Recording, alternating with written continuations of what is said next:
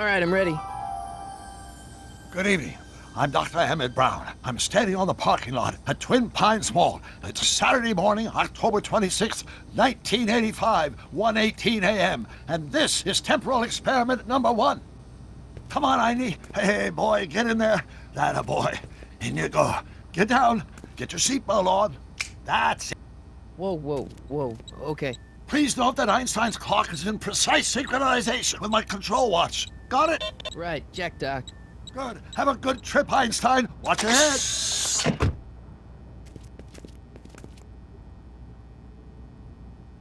You got that thing hooked up to the car? Watch this. Yeah, okay. Got it.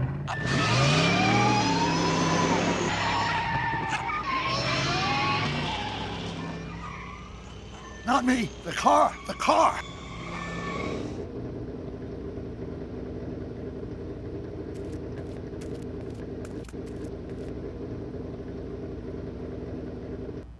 If my calculations are correct, when this baby hits 88 miles per hour, you're gonna see some serious shit.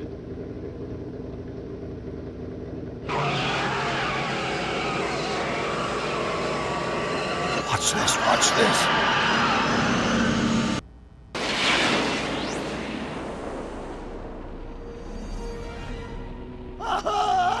What did I tell you? 88 miles per hour! The temporal displacement occurred at exactly 1:20 a.m. and 0 seconds! Ah, Jesus Christ, Doc, you disintegrated Einstein! Calm down, Marty. I didn't disintegrate anything. The molecular structure of both Einstein and the car are completely intact. Where the hell are they? The appropriate question is, when the hell are they? You see, Einstein has just become the world's first time traveler. I sent him into the future. 1 minute into the future, to be exact. And at precisely 1:21 a.m. and 0 seconds, we shall catch up with him and the time machine. Wait a minute, Doc. Are you telling me that you built a time machine out of a DeLorean? The way I see it, if you're going to build a time machine into a car, why not do it with some style? Besides, the stainless steel construction made the flux dispersal. Look out!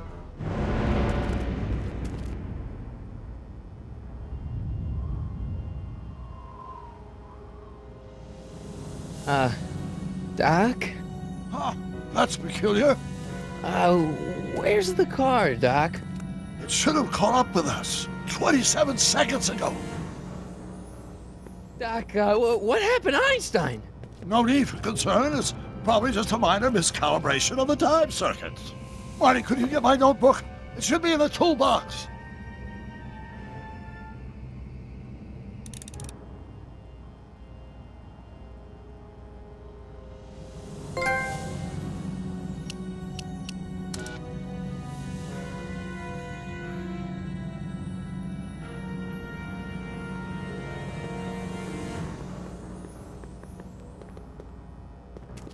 What's in the box? Don't touch that! It's plutonium! But, plutonium? How do you think I generated 1.21 gigawatts of power? Notebook. Got it. Flux capacitor? That's it! What the heck's a flux capacitor? My latest invention. The thing that makes time travel possible. In this notebook, I detail the nearly 3 decades of scientific breakthroughs necessary to build a working time machine. If it ever fell into the wrong hands, the consequences could be catastrophic. Let's see. It's mass equals I times Z, and E equals the square root of Z times C squared, and the... Doc, shouldn't we get out of here before the Libyans show up?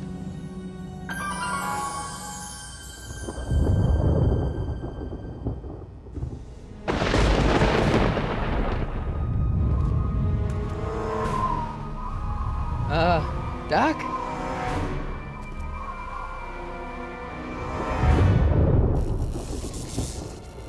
Great Scott! Doc, what is it?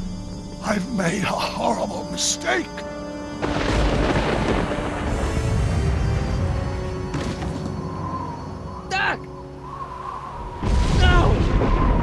I'm sorry, Marty. Doc, come back! Doc! Doc!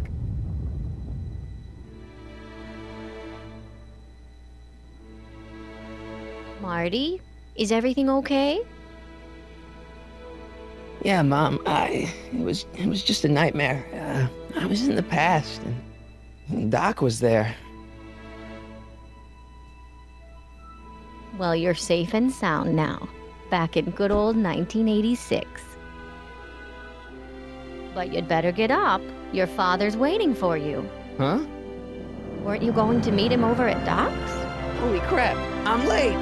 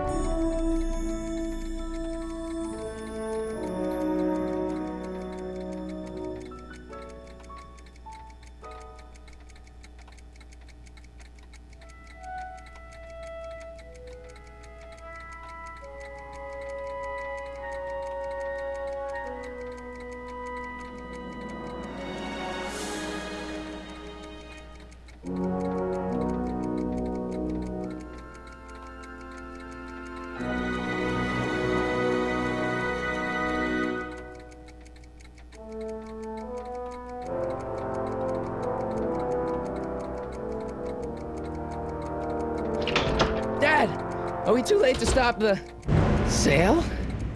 Better late than never. You wouldn't believe how much rare stuff there is back here. That's Doc stuff.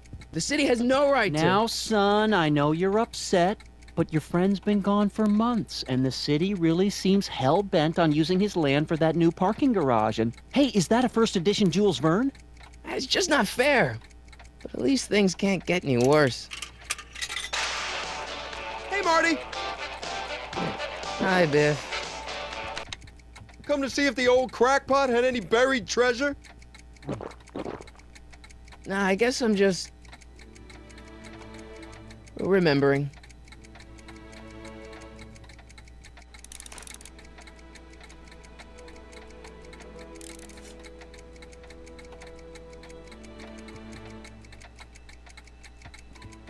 Hey, let me... Now, Biff, leave Marty alone. This is a very emotional time for him. Oh, sure. Sorry, Marty.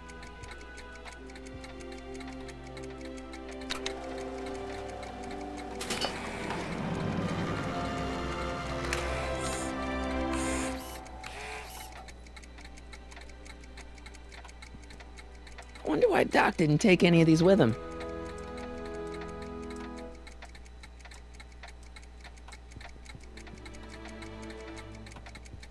I miss Einstein. A fish tank? I never knew Doc raised fish. Doc's fish had weird taste in decor. I kind of like Doc. Does nature contrive it so that even with a time machine, you can intervene to prevent your own conception, for example?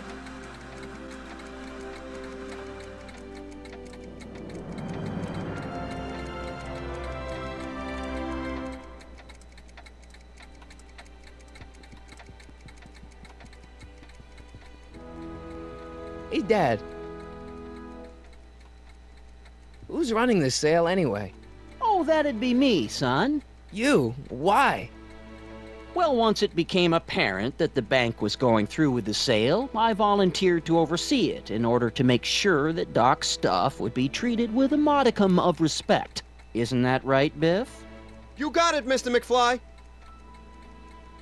I'm telling you, this sale is a joke. Doc's only been gone for a few months, and I happen to know... Yes, you've told us he's not dead. He's on a trip. Let's say you're right. Have you considered that this trip may not have been entirely voluntary? I hate to say it, but Doc's run up some pretty sizable debts around town. Maybe he's just hiding from his creditors. You got Doc wrong. Sure, maybe he's not so good with money. That's just because his mind's always on bigger things. But he's still a straight-up guy. He'd never run away from his problems. Well, you know him better than I do, son. But the bank is within its rights to sell off his stuff. Maybe you should try to find some things to remember him by before Biff grabs them all. You got Doc wrong. Sure, maybe he's not so good with money. That's bigger things. But he's still a straight-up... Well, you know him better. Maybe you should try... What's Biff doing here? He wasn't a friend of Doc's. It's a public sale, Marty. Everyone's allowed. Even Biff. About Biff, Dad, I know you're trying to help. He talks a big game, son, but he's not so tough. I've been dealing with him a long time. Believe me, I can handle him. So can I. I guess you can. Okay, son, I'll stay out of your way, but you know where to find me. Do you think dreams can predict the future? Well, you know I don't go in for that mystical stuff, but I do think they can reflect how you're feeling about the future. What did you dream? Oh, just weird stuff about Doc. Well, that's understandable, don't you think? I guess, but I feel like it was telling me something. I'll keep looking around. Thanks, Dad.